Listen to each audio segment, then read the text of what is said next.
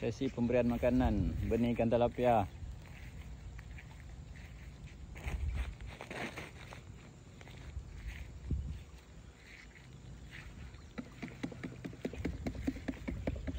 Benih tilapia merah ukuran 1 inci ke 1,5 inci. Nah, ini dia.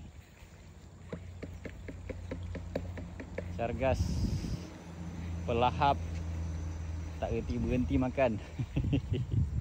Alhamdulillah, insyaAllah.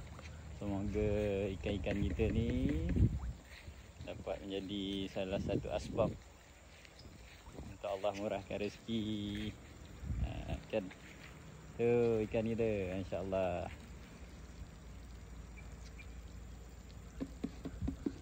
Oh, sampai hujung sana kawan-kawan. Ni benih kita. InsyaAllah dalam bulan 11 ni boleh capai ni saiz 3 inci. Beberapa minggu lagi. Sekarang saiz dah 1,5 inci. Dia punya makan laju. Tengok ni tepi ni. Budak-budak ni yang berebut-rebut pellet. Memang kuat berebut ni.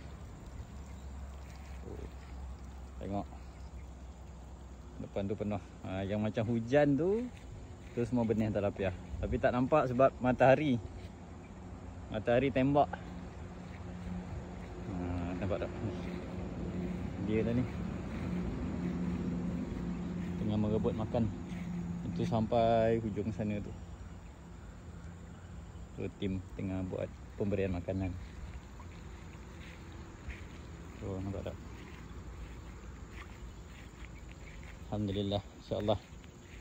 Untuk batch yang ini kita tengok pertengahan ataupun hujung November kita akan mula keluar.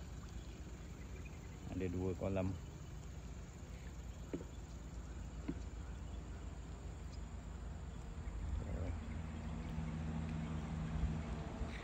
Ini kita nak bagi yang untuk kolam sebelah pula.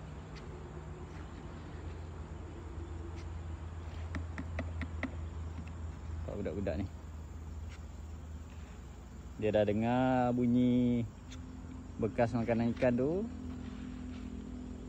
dia dah standby dah.